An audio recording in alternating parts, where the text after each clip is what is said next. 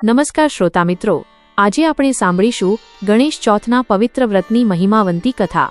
હે રિદ્ધિ સિદ્ધિના સ્વામી ગજાનન મહારાજ, આપના શરણે જે કોઈ આવે તેનું આપ કલ્યાણ કરો છો। જે ભક્તો આ કથા સાંભળે તેમના જીવનના તમામ વિઘ્નો દૂર કરજો। વ્રતની વિધિનું વર્ણન। શાસ્ત્રોમાં લખ્યું છે કે ભાદરવા સુદ ચોથ એટલે કે ગણેશ ચોથનું વ્રત અત્યંત ફળદાયી છે। આ વ્રત કરનારે ભાદરવા સુદ એકમના દિવસે શૌચ સ્નાનાદિથી નિવૃત્ત થઈ પવિત્ર મનથી ઘરમાં ગણેશજીની સુંદર મૂર્તિની સ્થાપના કરવી જોઈએ। એકમથી ચોથ સુધી દરરોજ સવાર સાંજ ગણપતિ દાદાની ધૂપ દીપ અને પુષ્પોથી પૂજા કરવી। ભગવાનને પ્રિય એવા મોદક એટલે કે લાડુનો ભોગ ધરાવવો। આ વ્રત દરમિયાન સાત્વિક આહાર લેવો, મીઠાવાળી વસ્તુઓનો ત્યાગ કરવો અને મનમાં ગણપતિના નામનું સ્મરણ કરવું। કથાનો પ્રારંભ બ્રહ્માજીની વિનંતી। પૌરાણિક કાળની આ વાત છે, જ્યારે બ્રહ્માજી સૃષ્ટિની રચના કરી રહ્યા હતા ત્યારે તેમને સમજાયું કે કાર્યમાં વારંવાર અવરોધો આવી રહ્યા છે। તેમને જ્ઞાન થયું કે ગણપતિજી તો અષ્ટસિદ્ધિ અને નવનિધિના દાતા છે। તેમની પૂજા વગર કોઈપણ કાર્ય નિર્વિઘ્ન પૂર્ણ થઈ શકતું નથી। બ્રહ્માજી ગણપતિ પાસે ગયા અને પ્રાર્થના કરી, હે વિઘ્નહર્તા, આ સૃષ્ટિનું સર્જન કરતી વખતે મારી બુદ્ધિ ક્યારેક મૂંઝાઈ જાય છે, કામ અટકી પડે છે। કૃપા કરી મને એવું વરદાન આપો કે જ્યારે પણ હું આપનું સ્મરણ કરું મારા તમામ વિઘ્નો નાશ પામે।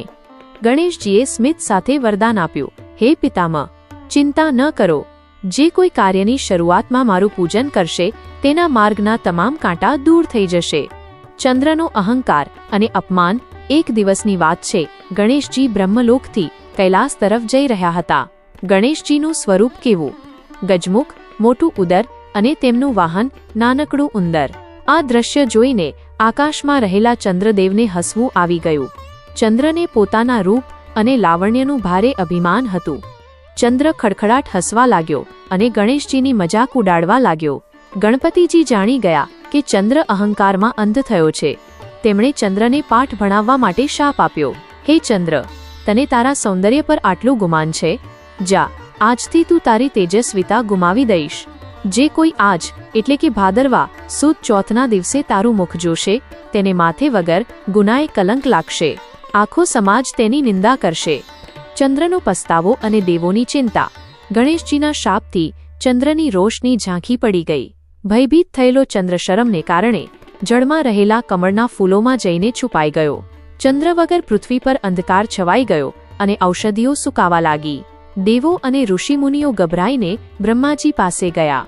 બ્રહ્માજીએ સમજાવ્યું, ગણપતિના શાપનું નિવારણ માત્ર ગણપતિ જ કરી શકે। ચંદ્રએ પોતાની ભૂલ સ્વીકારી તેમની શરણમાં જવું પડશે। વ્રત અને શાપ નિવારણ।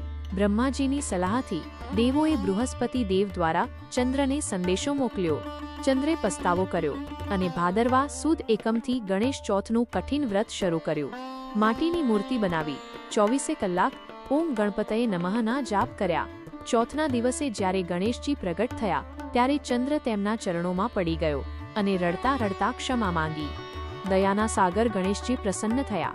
તેમણે કહ્યું, ચંદ્ર, તે તારું અભિમાન તેજી દીધું છે એટલે હું તારો શાપ હળવો કરું છું। મારો શાપ ક્યારે મિથ્યા તો ન જાય, પણ હવેથી જે વ્યક્તિ ભાદરવા સુદ બીજના ચંદ્રના દર્શન કરીને પછી ચોથના ચંદ્રના દર્શન કરશે તેને કોઈ કલંક નહીં લાગે, પણ જે સીધા જ ચોથના ચંદ્રને જોશે તેને જ કષ્ટ ભોગવવું પડશે। ઉપસંહાર। ત્યારથી આ ગણેશ ચોથનું વ્રત પ્રચલિત થયું। ભગવાન શ્રી કૃષ્ણને પણ એકવાર આ દિવસે ચંદ્ર જોવા બદલ સ્યમંતક મણિ ચોરીનું ખોટું કલંક કરીને દૂર કર્યું હતું। જે ભાવિક ભક્તો શ્રદ્ધાથી આ કથા સાંભળે છે કે વાંચે છે, ગણપતિ દાદા તેમના ઘરને ધન ધાન્ય અને સુખ શાંતિથી ભરી દે છે। બોલો ગજાનન ગણપતિ મહારાજની જય, રિદ્ધિ સિદ્ધિના દાતાની જય।